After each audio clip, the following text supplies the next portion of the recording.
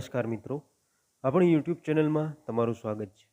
આપણે જે વિદ્યુત સહાયક જુનિયર એન્જિનિયર ઇલેક્ટ્રિકલની એક્ઝામ પ્રિપેરેશન માટે એમસીક્યુ લેક્ચર સિરીઝ જોઈ રહ્યા હતા, તેમાં આપણે ઇલેક્ટ્રિકલ મશીન પર આધારિત જે કેટલાક અગત્યના એમસીક્યુ હતા તેના વિશે માહિતી મેળવી રહ્યા હતા। જેમાં અગાઉ આપણે ડીસી જનરેટર પર આધારિત એમસીક્યુનો પાર્ટ 1 જે છે તે જોઈ ગયા છીએ, જેની લિંક નીચે ડિસ્ક્રિપ્શનમાં આપેલી છે। આજના વિડીયોમાં આપણે એવા જ કેટલાક અગત્યના એમસીક્યુ જે ડીસી જનરેટર પર આધારિત છે તેનો બીજો ભાગ પાર્ટ 2 જે છે તે જોઈશું। તો ચાલો મિત્રો, આપણે વિડીયોની શરૂઆત કરીએ।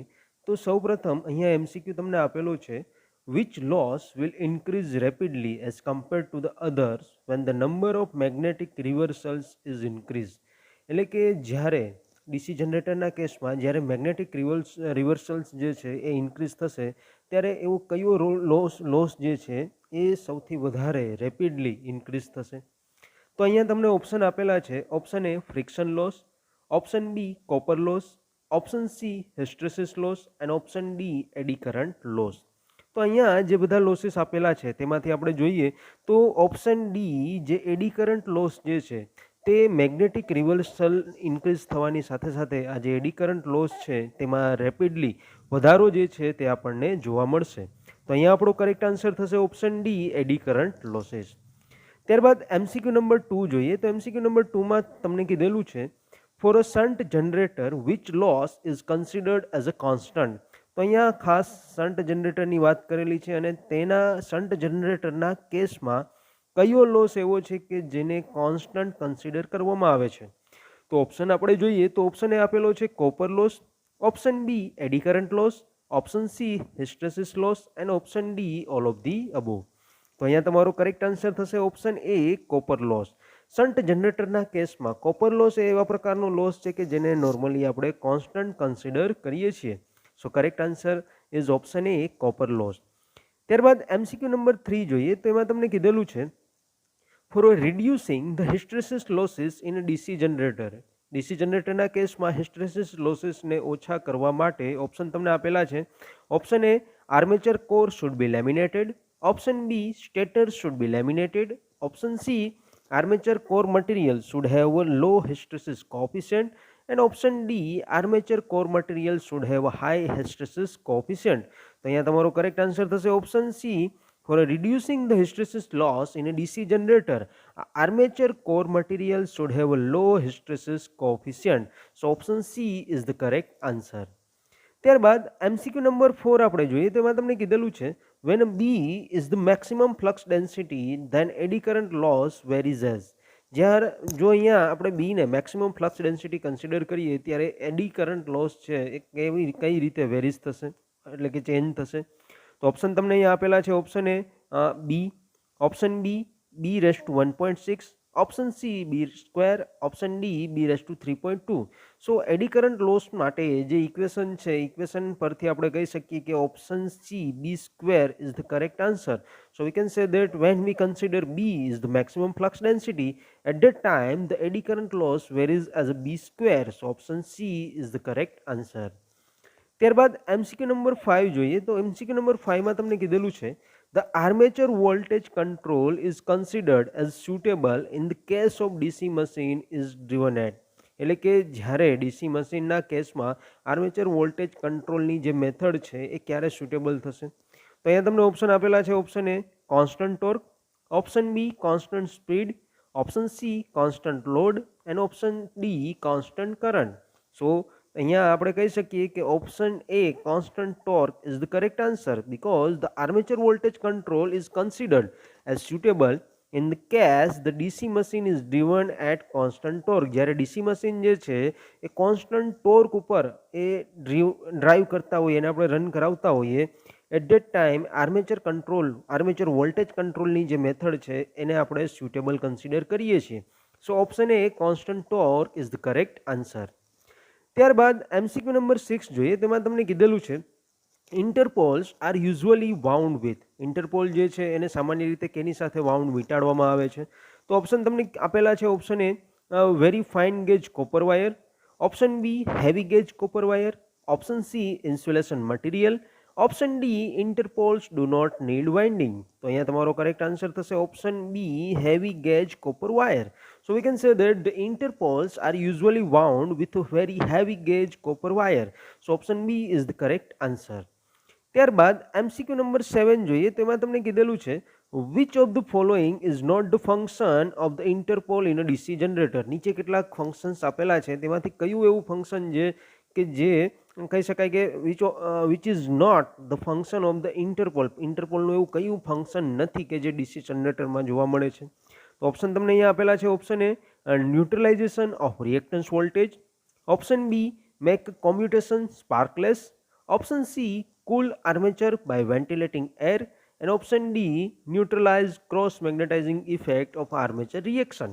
તો અહીંયા આપણે જે 4 અલગ અલગ ફંક્શન આપેલા છે તેમાંથી option C cool armature by ventilating air એ એવું ફંક્શન છે કે જે ઇન્ટરપોલ દ્વારા ડીસી જનરેટરના કેસમાં કરવામાં આવતું નથી. So option C is the correct answer. ત્યારબાદ MCQ નંબર 8 જોઈએ. તો એમાં તમને કીધેલું છે in a DC generator the change in voltage when the load is reduced from rated value to 0 expressed as a percentage of the rated load voltage is known as.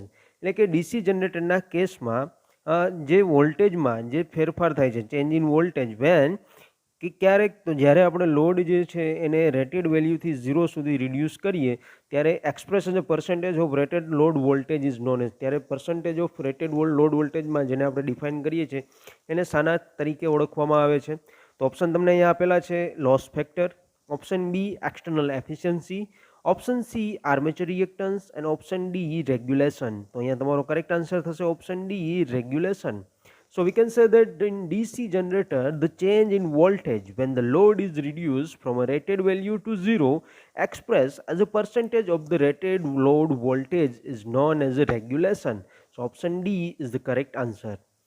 ત્યારબાદ MCQ number 9 જોઈએ. તો MCQ number 9માં તમને કીધેલું છે the number of mechanical and electrical degrees for a DC generator will be the same when the generator has.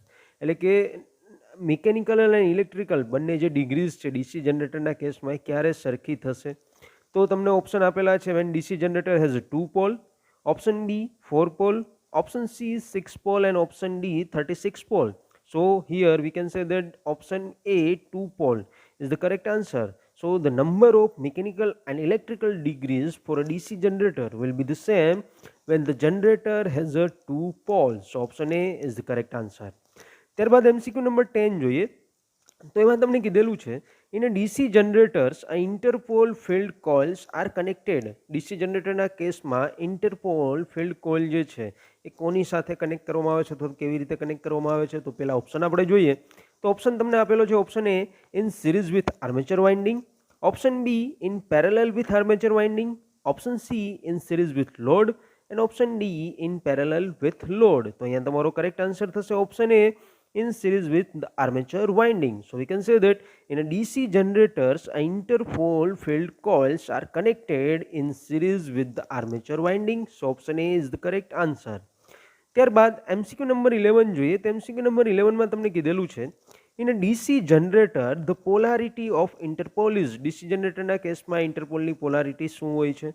Option તમને આપેલા છે option A always N, option B always S, option C is same as the polarity of the main pole that follows the direction of rotation, and option D is same as the polarity of the main pole that precedes in the direction of rotation. ત્યાં તમારો correct answer થશે option D. In DC generator the polarity of interpole is same as the polarity of the main pole that precedes in the direction of rotation. So option D is the correct answer. ત્યારબાદ MCQ number 12 જોઈએ. તેમાં તમને કીધેલું છે which generator cannot start if there is no residual magnetism. એટલે એવું કયું generator છે કે જે રેસિડ્યુઅલ મેગ્નેટિઝમ વિના સ્ટાર્ટ થઈ શકશે નહીં. તો ઓપ્શન તમને આપેલા છે option A separately excited generator, option B series generator, option C shunt generator and option D all of the above. તો અહીંયા તમારો કરેક્ટ આન્સર થશે option B series generator. So we can say that a series generator cannot start if there is no residual magnetism. So correct answer is option B series generator. ત્યારબાદ MCQ number 13 જોઈએ. તેમાં તમને કીધેલું છે equalizer ring in a lap wound DC generator are use to. Lap wound DC જનરેટરની અંદર જે ઇક્વલાઇઝર રિંગનો ઉપયોગ કરવામાં આવે છે એ શાના માટે કરવામાં આવે છે? તો ઓપ્શન તમને આપેલા છે. Option A provide the mechanical balance, option B reduce load on bearings, option C avoid noise developed in the machine, and option D avoid unequal distribution of current at the brushes, thereby helping to get sparkless commutation. તો અહીંયા તમારો correct answer થશે option D. So we can say that the equalizer ring in a lap wound DC generator are use to avoid unequal distribution of current at the brushes, thereby helping to get sparkless commutation. So option D here is the correct answer. ત્યારબાદ MCQ number 14 જોઈએ તો એમાં તમને કીધેલું છે the critical resistance of the DC generator refers to the resistance of. DC જનરેટરના કેસમાં critical resistance છે એને કયા રેઝિસ્ટન્સ તરીકે રિફર કરવામાં આવે છે? ઓપ્શન તમને આપેલા છે. Option A armature, option B load, option C field and option D brushes. તો અહીંયા તમારો કરેક્ટ આન્સર થશે option A armature. So we can say that the critical resistance of a DC generator refers to the resistance of armature. So option A is the correct answer. ત્યારબાદ MCQ number 15 જોઈએ તો એમાં તમને કીધેલું છે in a DC generator if field winding attains the critical resistance. DC જનરેટરના કેસમાં જો ફિલ્ડ વાઇન્ડિંગ છે એ ક્રિટિકલ રેઝિસ્ટન્સ અટેન્સ કરે તો શું થશે?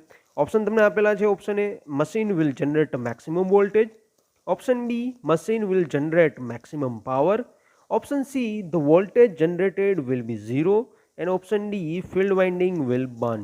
તો અહીંયા તમારો કરેક્ટ આન્સર થશે option C the voltage generated will be zero. So we can say that in a DC generator if the field winding attains the critical resistance at the time the voltage generated will be zero.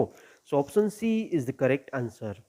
ત્યારબાદ MCQ number 16 જોઈએ તો એમાં તમને કીધેલું છે in a 4 pole DC machine. અહીંયા 4 pole DC મશીનની વાત કરવામાં આવેલી છે. પહેલા તો આપણે ઓપ્શન જોઈએ તો ઓપ્શન એ તમને આપેલો છે alternate poles are north and south, option B 2 north poles follow two south poles, option C in all there are 4 north poles, and option D in all there are 4 north and 4 south pole. તો તમારો correct answer થશે option A in a 4 pole DC machine alternate poles are north and south.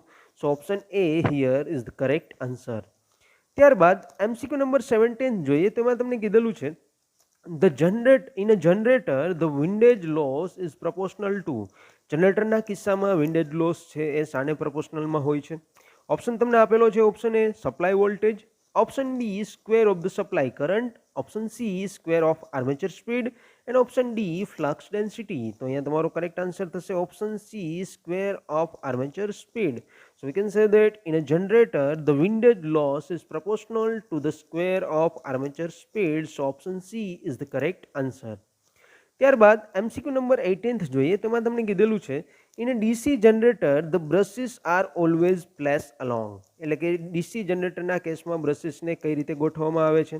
Option તમને આપેલા છે. Option A geometrical neutral axis GNA, option B magnetic neutral axis MNA, option C bisector of GNA and MNA, and option D none of the above. So here the correct answer is option B magnetic neutral axis MNA. So we can say that in a DC generator the brushes are always placed along the magnetic neutral axis M and A. So option B is the correct answer. ત્યારબાદ MCQ number 19 જોઈએ તો એમાં તમને કીધેલું છે in a DC generators the brushes remain in contact with conductors which. એટલે કે DC જનરેટરના કેસમાં જે બ્રશિસ છે એ remain in contact with conductor, કંડક્ટરના કોન્ટેક્ટમાં રહેલા હોય છે. વિચ તો ઓપ્શન તમને આપેલા છે. Option A lies under north pole, option B lies under the south pole, option C lies in the interpolar gaps, and option D none of the above.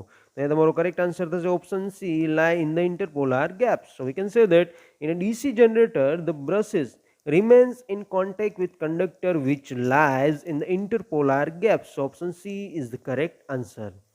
ત્યારબાદ MCQ નંબર 20 જોઈએ તો એમાં તમને કીધેલું છે among the series and shunt generators which generator has the better regulation. Series અને shunt જનરેટરની જો comparison કરવામાં આવે તો કયા જનરેટરના કિસ્સામાં બેટર રેગ્યુલેશન છે આપણને પ્રાપ્ત થઈ શકે છે?